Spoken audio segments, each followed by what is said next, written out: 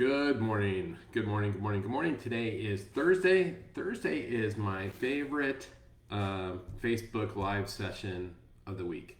And it's because I get the chance to talk about what I call the new normal. So every Thursday, I talk about the new normal. And the new normal, which, as a reminder, is the horizon we're headed towards. Now, horizons change. You can never achieve the horizon. But in this, example, I see the industry as, in this wood Spanish galleon crossing the storm, crossing the ocean, facing a massive storm, one that we haven't necessarily battled before. And the storm is the massive drop in volume, compression, competition, all those things, changing landscape. And so we're crossing this stormy ocean, and we're looking for safe ground to land on. And we're all going to land on the shore, and the shore is going to be a completely different place than where we came from. And that's why I call that the new normal. The new normal are the shores of the future that we land in. And my argument is we need to start preparing for what it's going to be like when we land in the land of the new normal. Which is a future horizon. And so I have this Thursday series where I talk about what I think we need, whether it be a company, a loan officer, a real estate agent, how we need to position ourselves to win in this land of the new normal. And so thus far, I think this is my fifth or sixth in the series. We've talked about expenses cause friction. We've talked about LO compensation. We've talked about value propositions. Today, I am going to talk about technology. And understand, I'm fresh off of attending Housing Wire's AI conference. And if you listen to my Facebook yesterday, I shared some insights from the conference. But the first insight, which is not from the conference, just in general, people misuse the word AI or the words AI. What they really mean is technology, because most of what we call AI is really more simple technology or even complex technology. It's computing. It's rules around computing. It's certain technologies like OCR. None of that is AI, but because it's new to us, we call it AI because it has a sexy term. And so I'm going to talk about technology because technology is one of the most vexing, complex, challenging things that any company or a salesperson has to figure out, right? And so I've labeled my talk today on my Facebook Live today on technology as the 3 A's of technology. And the A's are ambition, appetite, and ability. And I'll wrap up with those at the end. But first, let's talk a little about technology. And going back to the common question, will technology replace people, or will AI replace people? Will AI replace companies? And remember, I'm going to interchange technology with AI because we misuse the words AI. The question is, will technology replace companies? Here's the answer, or people, by the way. Here's the answer: no. No, technology is not going to replace people or companies. However, and this is a very big caveat, however, companies that use technology wisely will replace companies that use technology foolishly or choose not to use technology. It's that simple. Companies that use technology well will outperform and force out companies that cannot figure out technology. It's that simple. That's the answer. Same thing with people. So AI won't replace people, but people that master AI will replace people that don't. And so you get to choose which side of the street you want to be on. The side of the street that embraces technology, the side of the street that will thrive, or the side of the street that's going to be marginalized and pushed out into obsolescence. Which side of the street are you going to pick? And it's hard. It's super hard. Adopting technology is hard. There are so many conflicts and challenges with rolling out technology, which I'm going to talk about in a second. It's super hard. But just because it's hard doesn't mean we don't have to learn how to do it, right? You can't go, gosh, in order to survive, in order to thrive, I have to do these hard things. I don't want to do it, so I'm just going to slowly wither and die. I don't see that's an option. As I've said many times, and this is one of the premises of the new normal, don't fight the storm we're in if you're only going to fail in the future. right? Don't give up. People are going through their savings. Companies are going through their treasure chest. And don't spend all that if you're only going to land in the new normal and not thrive, right? So uh, working on how to thrive now. Now, so the answer is companies that adopt technology will win, and companies that don't won't. Now, here's the problem, and one of my early new normal conversations was, expenses, especially inefficient expenses, are a friction with our customers, right? Our customers don't want to pay for all sorts of stuff. They don't want to pay for technology that doesn't work. They don't want to pay for other people's expenses. They don't want to pay for our inefficiencies. They don't want to pay for our largesse. They don't want to pay for that stuff. And yet, you need to invest in technology in order to succeed. And we're going to talk about the duology of expenses in a second. But it comes down to, when you look at technology, is it an expense or is it an investment?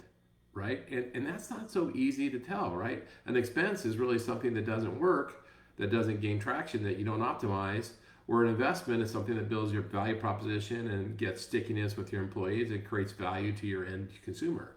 And when you purchase the technology or when you launch it, you always, of course, hope it's going to have the benefits, but oftentimes it fails.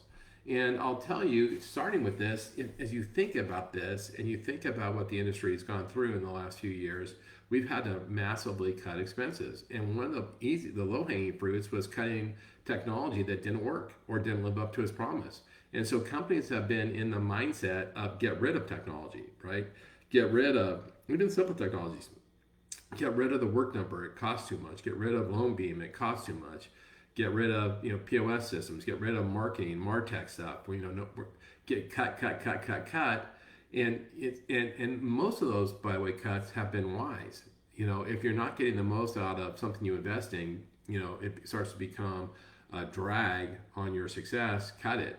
Those have been wise cuts. The challenge is, how do I spend the last 2 or 3 years trying to figure out what technology I'm going to cut, what expense I'm going to cut, and then I have to change the page and go, I have to invest in technology. It's this odd duopoly where I have to cut stuff that doesn't work, but I still have to have a mindset to aggressively invest.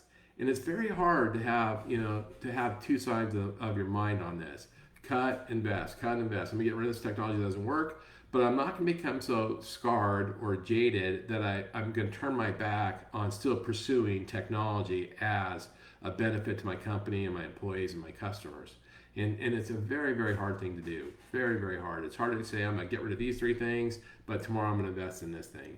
And I see something that C-suite and owners are really struggling with and hesitant to pull the trigger on the future of technology. And it's one of the things that they talked, quite a few speakers from stage talked about from the concert, from the stage at the AI conference. And it was, oh gosh, I just lost my train of thought. How do you like that? It was on product adoption. I'll come back to it. Sorry about that, guys. But so here's the thing, and this is the next concept we have to embrace, is there's really been a colossal failed promise of technology. I mean, we have been way overpromised on what technology can deliver for the last 20 years. And these tech companies are great at selling pie in the sky, and it's so funny when they sell you their technology, they tell you what it does, but what they're really selling is this roadmap. Like, here's what it is today, but here's what it's going to be in 12 months. Here's what it's going to be in 24 months. Get on board now. You'll master it. You'll be miles ahead, generations ahead of your competition. Get on it now. The problem is, you never really move down that roadmap, ever. I mentioned before, we were negotiating with a vendor, and they're a very nice company, very nice people, and of course, it was a technology. You have to have a technology, right? You have to have, whether it's theirs or one of their competitors, you have to have it. And we went with this company, and they promised this great roadmap, and we renew our contract every year, and sure enough, man, every year they hadn't moved one step on that roadmap, not even close. If anything, they were getting further away, and it just became so frustrating. And we've been promised all this stuff. We've been promised push button get mortgage, right? Rocket Mortgage is absolutely transformational ad. But even today, if you at Loan Depot, we used to call that push button get mortgage. The people that actually that worked for call it the happy path. Only like 10% of people get the happy path. Even today, after all this technology, it still doesn't work the way they say. And they spent billions on it. And I'm not criticizing Rocket, who I think is a phenomenal company and has phenomenal technology. But that's the overpromise of the technology. And so today, when we're now we have exponentially more choices, right? We have all this new technology and things we call AI, and we're being encouraged to invest in it. But we're scarred because the last 30 technologies that we invested in didn't work or didn't do what they promised and didn't at all get the results. But somehow we have to turn our back on that and go, this time is different. It's a little bit like Charlie Brown trying to kick the football with Lucy. At some point you go, I'm gonna quit trying to kick the football, which unfortunately today would be the actual death of your company, in my opinion, right? Because I think for the first time we're on the precipice of technology delivering what it promises. Now, it won't deliver what it promises at the speed it's being promised, but it will end up delivering its promises in a shorter amount of time frame. And so today's not the day to turn your back on it. Today is you got to pony up. You got to go, look, I just got to suck it up and get back in the game and start figuring out how I'm going to invest in technology. Now, if we look at technology, the question is, why has it failed? And I was having this conversation with a couple of people I really respect. And my question I posed to the group is it leadership, is it employees, or is it the technology, right? And leadership, did the technology that was bought and intended to move the company, did the leaders just not give a good vision to it? Did they not give the why? Did they not link it to their value prop? Did they not link it to their cultural values? Did they not provide training? What happened? Or was there just a general lack of trust, from the company to try to adopt something from the employees?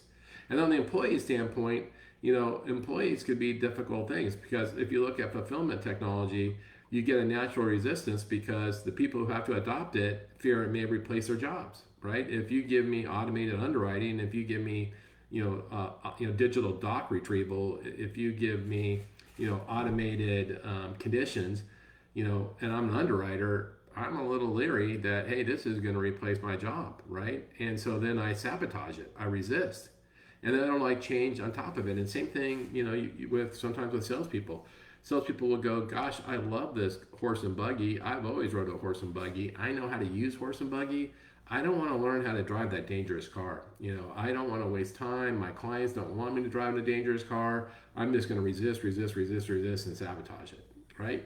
Because one of the number one failures of technology is lack of adoption, which is just rampant in every industry. Even in the mortgage industry, if you get around 40% adoption on a technology, on a non-essential technology, not true with LOSs, but POSs, but kind of a non-essential technology, if you hit 40% adoption rate, you're killing it. And that's crazy to think that that's 60% waste right there. And then there's the technology itself. Did it do what it said it was supposed to do?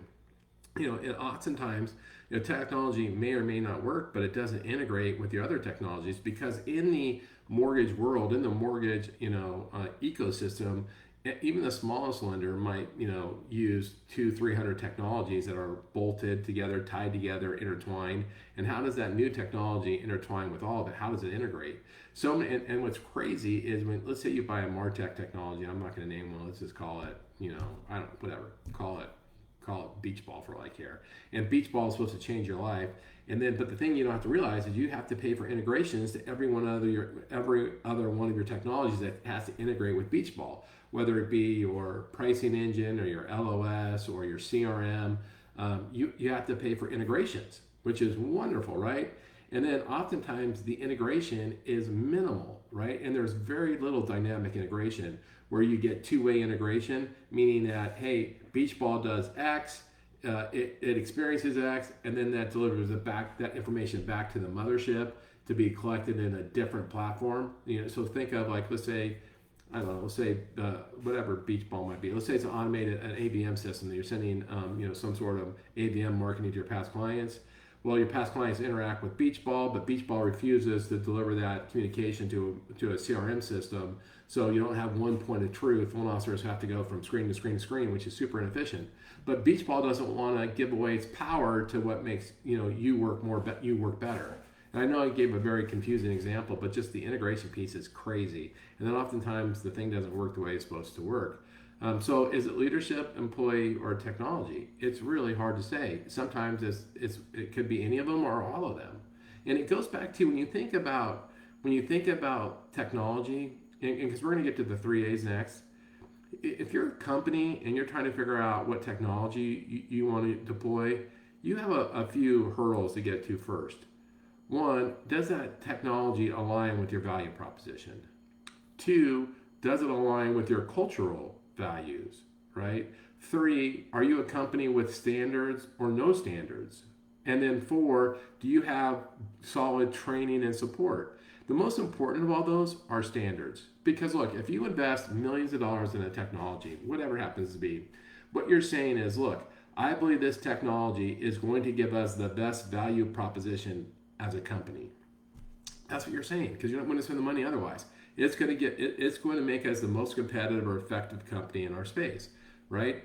And when an employee resists that, one, they don't trust you. Like they just go, hey, I don't trust you, company. Or two, they don't really care about the company. They're just mercenaries sitting on your platform, and they want you to conform to them, not them conforming to you, right? But the whole idea, that's where it comes with a standard. If you're a company, I believe part of your standard is your value proposition, and if you want to work at our company, you have to adopt our value propositions, or else we're not a good fit, right? If you don't want to use my MarTech stack, if you don't use my technology stack, if you don't want to use my value propositions, we really shouldn't be in business together. It's that simple. But so many companies, especially desperate right now for volume, will take any loan officer on any condition, right? And will concede any point. They don't have standards, and then when they have to come to roll out technology, sometimes desperately needed technology, right? They allow these loan officers to completely corrupt it and not adopt it, which then becomes a wasted expense, and the technology becomes useless. And that's a really difficult problem. And so it's how to be in relationship with your employees, how to have trust, how to communicate value, right? And how to have standards. Those are all super important when you look at technology. Because the biggest expense on a P&L is technology that's not used, and the second biggest expense is technology that is misused. And what we're learning, what these different vendors are doing, getting better at, is creating case studies about how their technology impacts your P&L. Like there are some technologies, and let's say, Mortgage Coach has done a really good job of this. People that use Mortgage Coach have smaller PEs. People that use Mortgage Coach have higher conversion rates. Those are really positive for a company and for a loan officer. So why wouldn't you use Mortgage Coach? Like it's the oddest thing. If it makes you better, if it makes you look better, if it gets you higher conversion, if it gets you, more stable pricing, why wouldn't you use it? What's the resistance? Because you drive a horse and buggy, and cars don't interest you. But that's all just that road that you're taking, that horse and buggy, is leading you to obsolescence. All right, let's get to the 3A's of technology. I want to just try that on. We're late in this. I'm sorry. The 3A's: ambition, appetite, and ability. And I might talk about this again because we're running out of time. But here's how it starts. I'm a company or a salesperson, a loan officer, or a real estate agent, and I wake up one day and I have the ambition to deploy technology. I have the ambition to become a leader in artificial intelligence. I have the ambition to lead my company to have an automated mortgage process, right? I have the ambition, which is the vision of what I think I want my company or my sales to be, right? And that's an ambition. But ambition, a vision is just a concept. So next is, what's my appetite to do it? All right, so I want to become the leader in AI. I want to have a totally automated digital, application process that gives, some sort of determination at point of sale, with some sort of, final conditions in the first 10 minutes of engagement. That's my vision. Well, what's my appetite? And appetite is, what can I afford? How much can I afford? And what will my team be willing to adopt? And what can my training department roll out and support? Right? That's that right. But my appetite then becomes, here's what I want, but here's probably like put it this way. When I go to Las Vegas and I walk into whatever the nicest buffet, my ambition is to eat one of everything. That's my ambition. But I noticed that the buffet price is $200, right? And I go, ooh, I don't have $200. Maybe what I need to do is go to Costco and get a hot dog for $1.50. That becomes my appetite, right? My ambition is everything, but my appetite, I can only eat so many things. If I wanted to, I couldn't eat one of everything. I'd have to pick the one or two things I wanted, and then I have to have and then I'm restricted by how much it costs. And then the ability, so I have my vision, and then I have my reality, but then is, even after my reality, do I have the ability to actually roll this out and get adoption? And this is equally important, right? Because I might have, my ambition is this, digital app. My appetite, I'm willing to buy this technology, but my ability, I can't get anybody to use it, or I don't have training, or I can't integrate it into my systems. And so you have to measure each one, and you have to temper one. And you have to figure out what's your ambition, what's your appetite, and then what's your ability. And the reason why is once you figure that out, that's when you can start to build a roadmap on what technology you deploy. Does that make sense? Because you need the road. You can't just randomly pick a technology and throw it into the stew and hope it fits. Instead, you have to create the recipe of what you want and then start to go get the ingredients slowly and build that same stew we're talking about. And you can do that by looking at what your ambition, appetite, and ability are. And from that will be the guidepost that will help you on what to deploy first. In another session, maybe tomorrow, as a matter of fact, I might talk about the degrees of deploying technology, especially as it relates to AI. That was one of the topics of the conference on Monday, in that you don't have to go buy the whole thing. You can take little baby steps, start to get a roadmap, take baby steps. There's kind of 3 different plateaus of how you integrate AI technologies. I'm going to talk about that tomorrow because I really like that topic.